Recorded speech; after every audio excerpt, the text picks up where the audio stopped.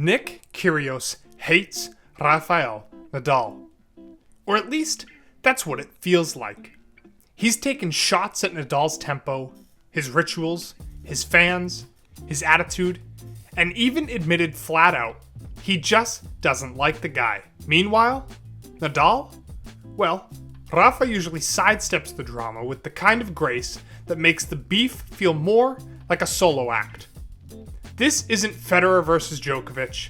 This isn't Serena versus Sharapova. This is something far more petty, far more personal, and far more one-sided. This is the story of tennis's most lopsided feud, a war Kyrgios has been waging for nearly a decade, and a cold shoulder Nadal has never stopped shrugging. It all started with a bang. Wimbledon 2014, fourth round. A 19-year-old Nick Kyrgios ranked number 144 in the world and playing on a wild card faced world number 1 Rafael Nadal. The match had upset written all over it, and Kyrgios delivered in every sense of the word. He didn't just beat Nadal, he dismantled him in 4 sets, hitting tweeners, blasting 37 aces, and playing to the crowd like a WWE heel. He was fearless, disrespectful, electric. It wasn't just a win, it was a statement. Nadal, ever the professional, kept things cordial in defeat, but Kyrgios had already drawn a line in the grass. Fast forward to 2019, Kyrgios and Nadal faced off in Acapulco, and things escalated fast. Kyrgios was booed by the crowd for what they perceived as disrespectful behavior, underarm serves, attitude antics, but Kyrgios won the match in 3 tense sets, and the post-match fireworks were even louder. Creo que es un jugador que tiene un talento descomunal, un jugador que en teoría tiene el talento para ganar el Grand Slam, un jugador que en teoría tiene el talento para estar luchando en las primeras posiciones del ranking, pues por algo está donde está, ¿no? Y no creo que sea un mal chico, lo que le falta un poquito de respeto para el público, para el rival y a sí mismo también. And that quote set Kyrgios off. He fired back. He's my polar opposite, and he's super salty. When he wins, it's like, it's fine, you know? As soon as I beat him, it's just like, he has no respect for me, like my fans, like, and I'm like, and no respect to the game, and I'm like, what are you talking about? That was the moment the beef crystallized. This wasn't just about match tactics or playing style. This was now personal, at least for one of them. The feud might have started in 2014, but it matured in 2019. And after that, Kyrgios took every opportunity to keep it alive. He mocked Nadal's slow play, he imitated his pre-serve rituals, he brought up Rafa in podcast interviews unprompted, and then, on the Changeover podcast, Kyrgios dropped the most brutal line yet. It was raw, honest, and unlike anything we usually hear in the politically correct world of tennis. But me and Rafa don't like each other at all. I think we respect each other's games, but I just think 2 different personalities, 2 different, completely different stories, and we just don't like each other. Every time we played each other, I just wanted to throw my racket at him. I just can't stand him. He does my head in. But, he's a good player, you know? I just, wanted to beat him so bad every time. Sometimes when I lost to Feds or, I just, whatever, too good. But Rafa, it would burn me. It would burn me so much. It would burn me. Meanwhile, Nadal, despite being asked constantly about Kyrgios in press conferences, refused to match the energy. His most pointed criticism? That Kyrgios doesn't always show the right attitude toward the sport. That's it. Time and time again, Kyrgios would go scorched earth, and Nadal would respond like someone trying to swat a fly with a feather. Every time they played, the crowd came for tennis but stayed for the tension. Wimbledon 2019, Rafa wins in 4 sets. The handshake is icy.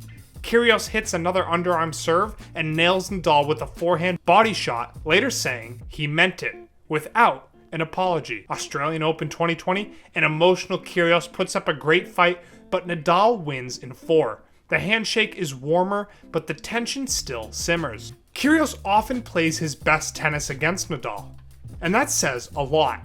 It's not that he doesn't respect Nadal's game, it's that he seems desperate for Nadal to respect him. But Nadal won't give him that satisfaction. He always plays the diplomat, the legend, the gentleman. And that's what makes this beef so brutal for Kyrgios. He can't get under Rafa's skin. Hey, if you're still watching, you clearly love tennis drama as much as we do. Only 8% of people who watch our videos are actually subscribed. So if you want more breakdowns like this, from epic rivalries to bizarre meltdowns, hit that like button, subscribe, and comment below. Is this the pettiest beef in tennis history? The 2022 Wimbledon semifinal was supposed to be the final chapter. Kyrgios had reached his first Grand Slam semi. Nadal had gutted out a 5-set win over Taylor Fritz, battling through an abdominal injury to set up another high-stakes showdown. The world was ready. The tabloids were frothing. Would this finally explode? But it never happened. Nadal pulled out due to injury. Kyrgios advanced to the final via walkover. And surprisingly, Kyrgios was gracious. Maybe the beef had mellowed, or maybe the moment just demanded maturity. Either way, fans were robbed of a final battle, and Kyrgios never got the chance to beat Nadal on the biggest stage of all. Since then, things have cooled off. Kyrgios has shown glimpses of maturity in interviews. He's even praised Nadal.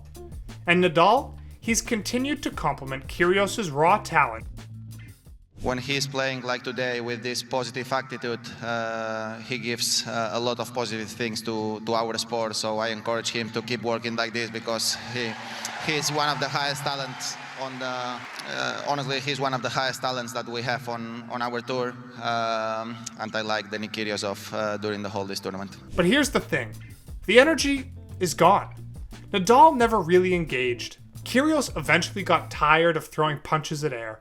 And so, the most one-sided beef in tennis history started to fizzle. Not because there was closure, but because there was nothing left to say.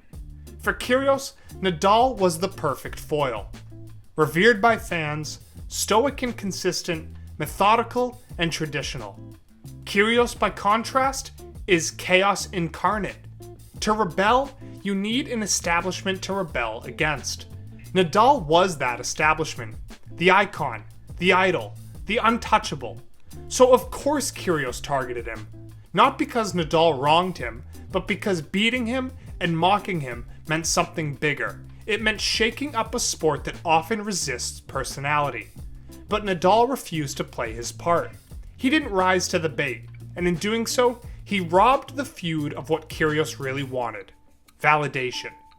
This wasn't a two-way rivalry, it was a one-man crusade. Nick Kyrgios needed Rafael Nadal to be a villain, but Nadal never gave him that satisfaction. He kept playing his game, winning matches, and walking past the drama. In the end, this wasn't a beef. It was a performance, a monologue, a tennis anti-hero screaming into the void, hoping the king would look down and say, "I see you." But the king never looked. So what do you think? Was Kyrgios justified in hating Rafa? Or was this just the loudest example of a player projecting his inner chaos onto someone who never asked to be part of the show? Let us know in the comments. Like, subscribe, and we'll see you next time on Hot Take Tennis.